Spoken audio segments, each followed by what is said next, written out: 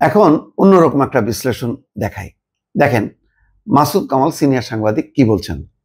আন্দোলন করছে দেশের জনগণ, ওই সময় এসে এরা করছে যে আমরা করছি, কেউ প্রতিবাদ করে নাই। ওই যে আপনার চার্লি চ্যাপলিনের মডার্ন টাইম দেখছিলেন, যেখান থেকে বাড়িয়ে চলেছে চার্লি চ্যাপলিন, একটা মিছিল যাচ্ছে, এই মিছিলের সামনে একটা ট্রাক দিয়ে যখন মাল নিয়ে যায়, ট্রাকের পাশে একটা ফ্ল্যাগ থাকে, লাল ফ্ল্যাগ, ওই ট্রাকের ফ্ল্যাগটা পড়ে যাওয়ার পর চার্লি চ্যাপলিনের ট্রাকের ফ্ল্যাগটা নিয়ে ওদের যাচ্ছে, এই ফ্ল্যাগটা তোমার নিয়ে যাও, পড়ে গেছে। আর পেছনে মিছিল, পুলিশ মনে করছে সেই বোধহয় লিডার, তাহলে ধরে নিয়ে গেছে। এখন এরা ওই ফ্ল্যাগটা ধরছে, লিডার হয়ে গেছে। এটা এনসিপির এই তরুণ নেতাদের উদ্দেশ্যে বলছে।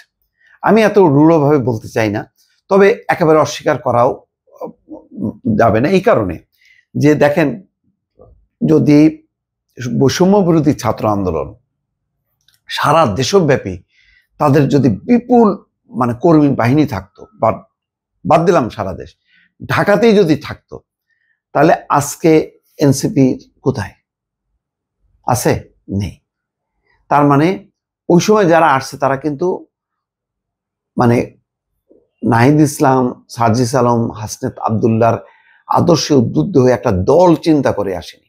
তারা বরং আরো বেশি অনুপ্রাণিত হয়েছে যে এমন সব ব্যক্তিরা নেতৃত্ব দিচ্ছে যারা ফ্রেশ, যাদের গায়ে আওয়ামী লীগ নাই, যাদের গায়ে বিএনপি নাই, যাদের গায়ে জামাত নাই, কোনো কিছুই নেই।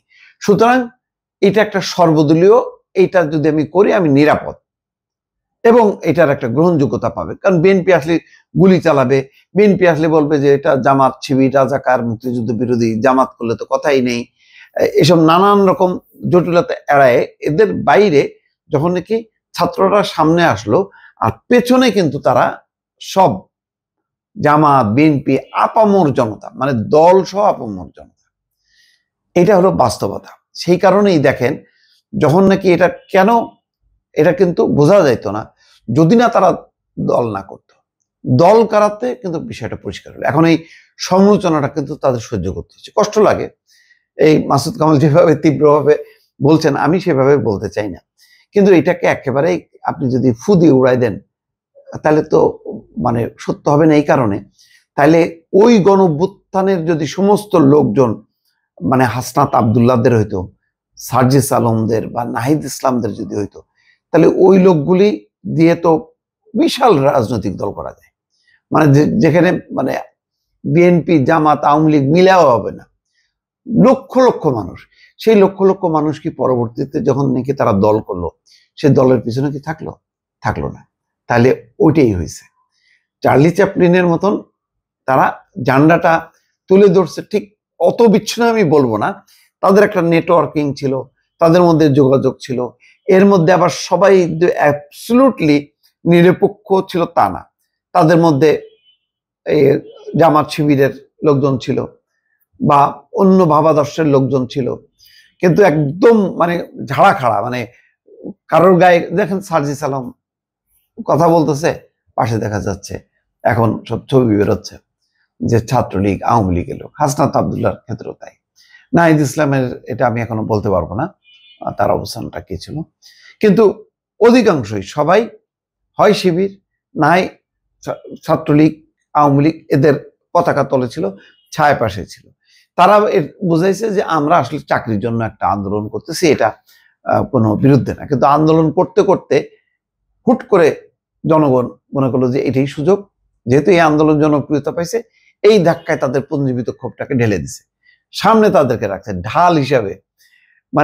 ধরেন জিম্মিরা তো মূল হইতে পারে না, জিম্মি করে লক্ষ মানুষ বাঁচে, তার এই না যে ওই জিম্মিটা যাকে জিম্মি করা হলো সে লিডার, এটা মনে করার কারণ নেই।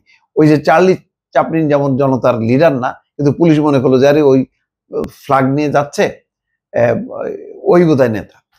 তো সেরকমই কিন্তু এইটা আমি আবারও বলি, তো বারবার বলি যে ডিজাস্টার হয়েছে, যে আরো বড় কিন্তু তারা কাজ করতে পারত। এই অভ্যুত্থানের মধ্য দিয়েই জনতা চলে গেল, জনতা থাকতো ছিল, আরো কিছুদিন ছিল, মনে আছে? তাদের ডাকে সাড়া দিয়ে সবাই পুনর্গঠনের কাজ শুরু করলো, যে ট্রাফিক ব্যবস্থাকে পুনর্গঠন করলো। তখন এমনও চিন্তা হলো যে এরপরে রমজান আসলো, ঈদ আসলো, যে তাদেরকে মার্কেটে দায়িত্ব দেওয়া হবে। আমি বলছিলাম যে তাদেরকে স্কাউটের মতন করে এইরকম মানে সারা দেশে তারা ছড়ায় পড়ুক। আমি বলি এই কথাটা, অনেকেই বলে, আমি কেন, যে মুক্তিযুদ্ধ করে দেশ স্বাধীন করা যতটা কঠিন, তার চেয়ে কঠিন হচ্ছে পুনর্গঠন করা। তো 15 বছরের লুটপাট, দুঃশাসন এবং একটা দুর্বিষহ অবস্থা, প্রশাসন ভেঙে পড়েছে, পুলিশ নাই, কোনো কিছুই নাই, মাঠে আইন শৃঙ্খলা। দেখেন তারা রাত জেগে জেগে কিন্তু পাহারাও দিত। এমনকি বেশ কিছু দাবি দাওয়া নিয়ে যখন সংগঠনগুলো রাস্তায় নামতে থাকলো, তখন সার্জিস হাসনাতরা কিন্তু সামনে দাঁড়ায় পড়লো। যারা আহতদের হলো তাদেরকে দিয়ে ওই যে ফাউন্ডেশন করা হলো এদের সহায়তা করার জন্য, সার্জিস আলমকে যুক্ত করে বা তার নেতৃত্বে সার্জিস আলম সরে গেল, রাস্তা থেকে ছাত্ররা সরে গেল, রাত জেগে পাহারা দিয়ে, তখন যেহেতু পুলিশ ছিল না তারাও সরে গেল। কেন গেল? যেহেতু মূল আন্দোলনের নেতৃত্বরা তারা চলে গেল ক্ষমতায়, তারা চলে গেল পাওয়ারে। আবার তারা গুঞ্জন শুরু করলো যে আমরা তরুণদের রাজনৈতিক দল করব। শেষ হয়ে গেল। সেই কারণে গোড়াতে তাদের যেই তারা সংখ্যায় সামান্য হলেও তাদের পিছনে আপামর জনসাধারণ ছিল। মনে আছে টিএসসিতে যখন বন্যার্থদের জন্য তারা বললো যে ত্রাণ সহায়তা দাও, তখন এমন ত্রাণ আসা শুরু করলো যে বললো বাবা আমাদের আর দরকার নেই, কারণ এগুলি পরিবহন করার মতন আমাদের কাছে ট্রাক নেই। এইরকম ছিল। আজকে পারবে? এখন একটা বন্যা দুর্যোগ নাই, আজকে কোনো মবের সামনে এই এনসিপির এই তরুণরা দাঁড়ায় না। মিছিল সমাবেশ কতগুলো, ওই যে একটা স্কুল যেটা ট্র্যাজেডি হলো উত্তরার, সেই স্কুলের পর যখন ছাত্ররা নেমে সচিবালয় ঘেরাও করলো, তখন হাসনাত সার্জিসরা সামনে দাঁড়াতে পারলো না। ডিজাস্টার হয়েছে। তো আজকে এই কারণেই কিন্তু আলোচনাগুলো হচ্ছে।